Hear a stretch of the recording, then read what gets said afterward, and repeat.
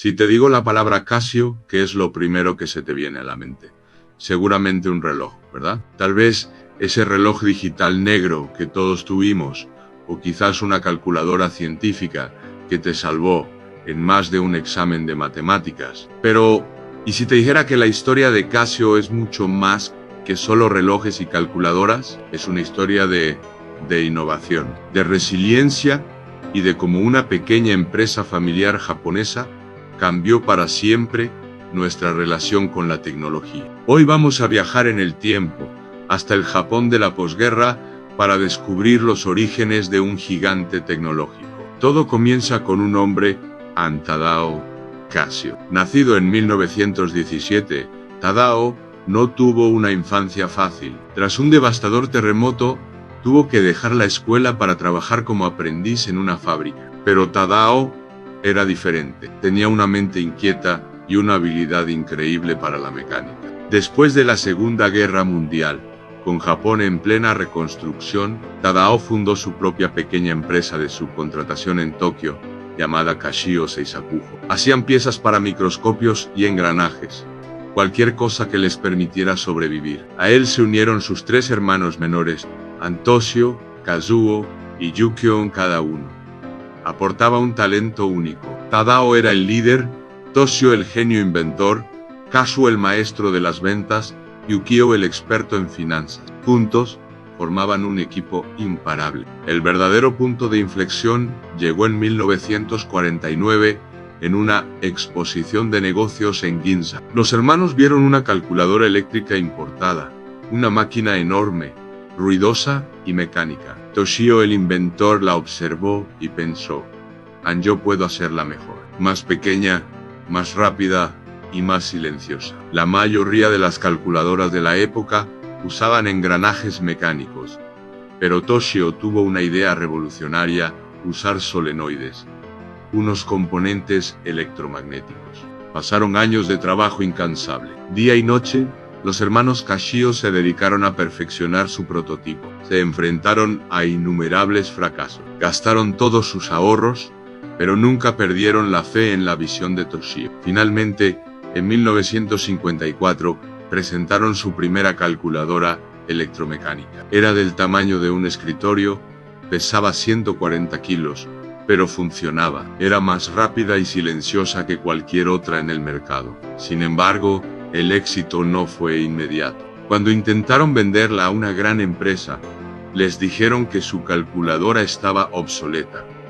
¿Por qué? Porque no tenía una función que las calculadoras mecánicas sí tenían, a la capacidad de realizar cálculos continuos. Desolados pero no derrotados, los hermanos volvieron al taller. Toshio rediseñó por completo el circuito. Y así, en 1957, nació la Casio 14, la primera calculadora compacta totalmente eléctrica del mundo, compacta para la época, claro. El nombre Casio era una versión latinizada de su apellido, Casio, pensando en el mercado internacional. Este fue el verdadero nacimiento de Casio Corporation. La 14 fue un éxito rotundo en Japón y puso a Casio en el mapa como una empresa innovadora. Pero la tecnología avanza a un ritmo vertiginoso. Pronto los transistores empezaron a reemplazar a los relés.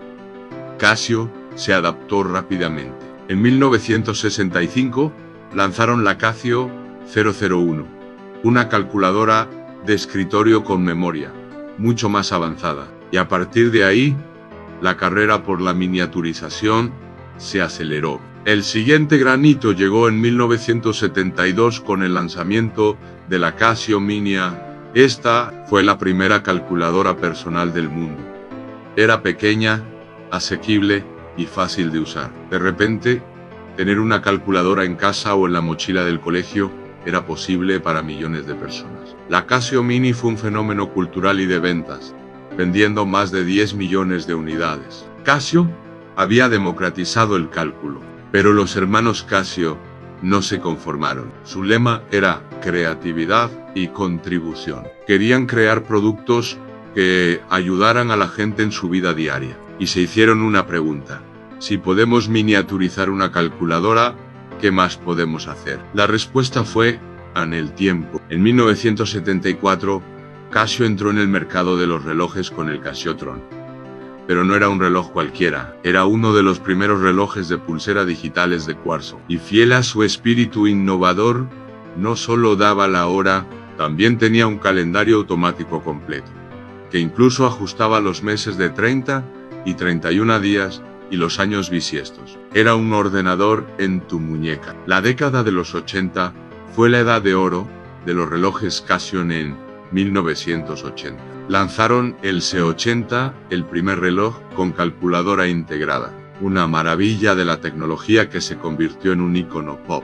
¿Quién no recuerda a Marty McFly usando uno en Regreso al Futuro? Casio siguió experimentando, lanzando relojes con juegos, con control remoto para la televisión, con diccionario e incluso con medidor de ritmo cardíaco. Pero la mayor revolución relojera de Casio estaba por llegar. En 1981, un ingeniero de Casio llamado Kikuo Ibe tuvo un accidente, se le cayó y se le rompió un reloj que le había regalado su padre. Este evento lo inspiró a crear un reloj que fuera prácticamente indestructible. Así nació el concepto del triple 10 en un reloj que pudiera soportar una caída de 10 metros, tuviera una resistencia al agua de 10 bares y una batería que durara 10 años. Después de más de 200 prototipos y 2 años de pruebas extremas, como lanzarlos desde la ventana de un tercer piso. En 1983 nació el Casio G-Shock de W-5000 Sein al principio.